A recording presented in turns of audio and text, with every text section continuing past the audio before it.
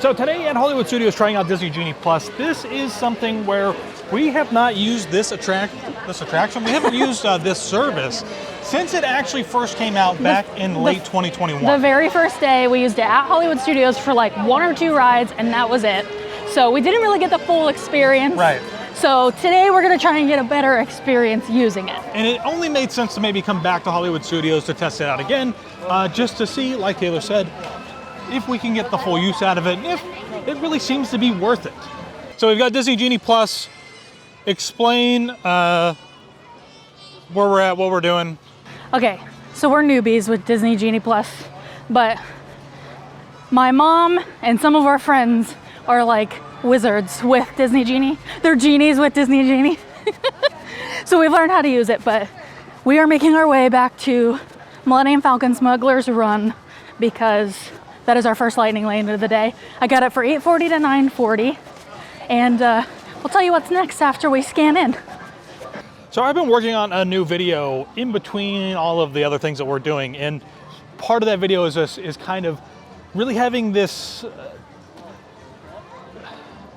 is really having the memories of like the travel and things that you do. And Disney for me really tends to blend together as far as being over here, because we've come so often.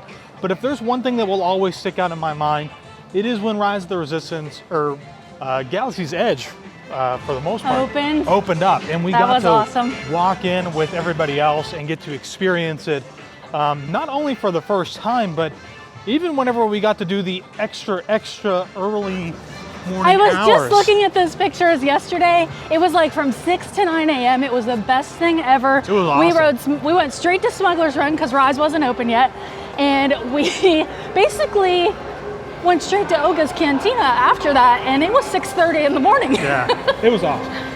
All right, so we're walking past Rise of the Resistance. Now, traditionally, in the times that have passed since the original Fast Pass, or the digital Fast Pass, however you want to go about it, I would normally, and Taylor would normally recommend that you rope drop to an attraction and then do your Fast Pass, which normally we would rope drop here to Rise of the Resistance. It's not a long line.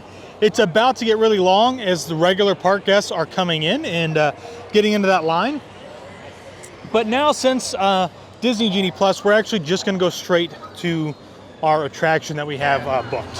While I really wanted to do Rise of the Resistance, I decided last minute we're just going to try and do straight Disney Genie today, and only attractions with Disney Genie Plus. So and see how many lightning we can lane, do. yeah. And I'll tell you what, it is really just something else just to see this huge ship back here for Smuggler's Run. The Millennium Falcon is just a different sight to see. When you, no matter what, like whether you come in from the way that we just came in, or you come in kind of from Toy Story and get that nice big reveal, it is just still something that is just unbelievable. All right, so we're gonna go and test out our lightning lane. Awesome. Reservation confirmed. So after you scan your first lightning lane, because like I said, plenty of people have videos out about this, we just have never really done it ourselves. So after you scan the first time, you can book another lightning lane. So our next, technically not till 9:40 a.m., but we'll find something else to do in between then. I should have recorded that, because if you keep refreshing, if a better time pops up, you can get it. Oh. So I just got Toy Story Mania for 9 o'clock.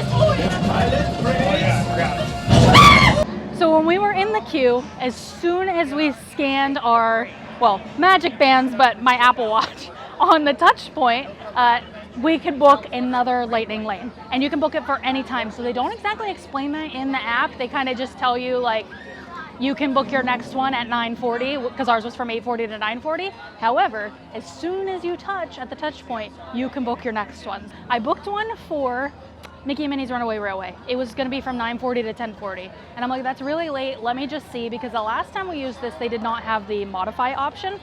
So I went to modify and was able to get Toy Story Mania for 9 o'clock. And guess what? It's now 8:59. We just got off Smuggler's Run and we're gonna be able to go get on our next attraction immediately. Hello. Thank you. I've already said a few times that we don't really use Disney Genie because when you live here, you don't really need to, only because if there's something that we really want to ride, we can come over and just wait in line for one attraction. It's not that big of a deal. But we figured we had pretty much the whole day open, so we're like, let's just come and try it. So here we are, and we just scanned for Toy Story Mania, and I'm gonna see what I can get next. Should I do you want Tower of Terror, Minnie and Mickey, or Star Tours? Whatever. Pick one. Tower of Terror.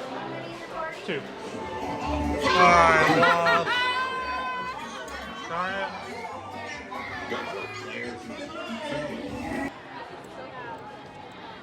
You guys, I'm doing the walk of shame right now. I forgot to put my glasses in the bin. Oh, sorry. I forgot to put my glasses back. Okay.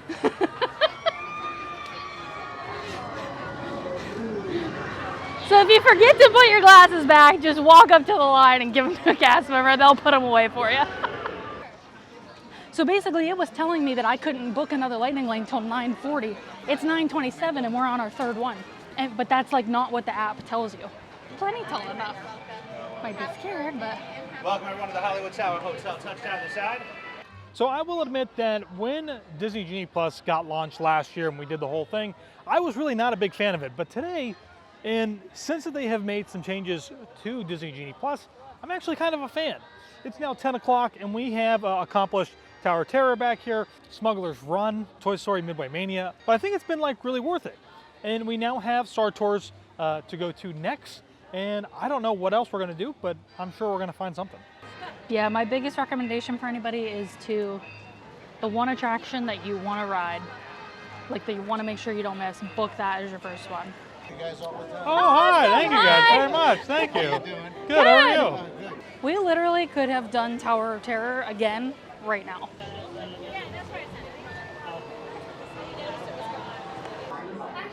Two. So far, it seems like we are having a pretty successful day with Disney Genie and using Lightning Lane. I will say that we are using this on a weekday and we did rope drop. So we purchased Lightning Lane at about 6:55 this morning. That way we were ready to go to book our first one at 7 o'clock this morning. So since we've been here, we rode Smuggler's Run, Toy Story Mania, Tower of Terror, and Star Tours. Now, granted, we also could have rope dropped and went straight to Rise of the Resistance because it was only a 30-minute wait, but we decided not to. So I think 4 attractions and it's 10:27 is pretty good so far. We might have to do this. Oh, is it this? Are these 2 different lines? Okay. Just Max, Mom. Hi! Should I call you Max or Powerline today? Good We're then. good. I guess that's kind of a... You're being told so. Hi, Max. Whoa, Yeah, that's a camera. it's a nice Fancier one. than mine. Yeah. I should get a bigger one like that. Yeah. Yeah. Alright, ready? I think we have to go over. Or can we just go up I'll to... pull order pickup. You can just go right over there. You want to go find a table and I'll get this? Sure. Hi. So it is now 11:15 and we have been able to ride 4 different attractions. Our last attraction is going to be here at Mickey and Minnie's Runaway Railway that starts in about 10 minutes. Now, there used to be a 5-minute rule, which meant that you could arrive 5 minutes early to your Fast Pass time. So we're actually going to test that out and see if it still works with Genie Plus and try to get in at about 11:20 instead of 11:25. Now this has been, to my astonishment, actually really great, and I've really enjoyed it, other than the fact of having to pay, I think we spent $22 a person. You know, it has, from its inception back in 2021 to today, it has basically just reverted all the way back to what FastPass used to be as a digital version, except that you now have to pay extra for it. And there are still, I think, a lot of justified grievances about that, but obviously Disney is making a ton of money by having this as an option. So for us annual pass holders, obviously we're never really going to use it that much, but it is good to know that when we have family come down, this is a really great option for us to utilize when we're here with them, so that we can ride stuff together and not have to wait in a bunch of lines. So let's go see if we can jump on to Mickey and Minnie's.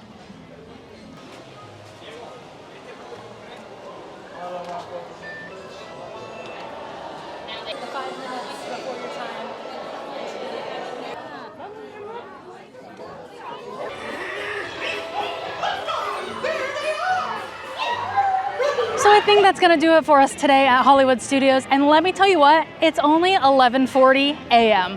We rode 5 attractions, all with Lightning Lane. We met a rare Disney character that now seems to be a regular meet and greet here, which is amazing. And we did stop for some PhotoPass photos a few times. So, I mean, I think overall this was a very successful morning at Hollywood Studios. And if we were staying all day, there's no way we wouldn't be able to do all the rest of the attractions, including the shows. So there's still tons of Lightning Lanes available. I've been checking and refreshing. So just use that modify. And if you ever watched our FastPass video from years ago, you will know modifying was the key to success. Same thing goes for Lightning Lane. Modify, modify, modify, and you will get to ride all the attractions. And we'll see you all in the next one.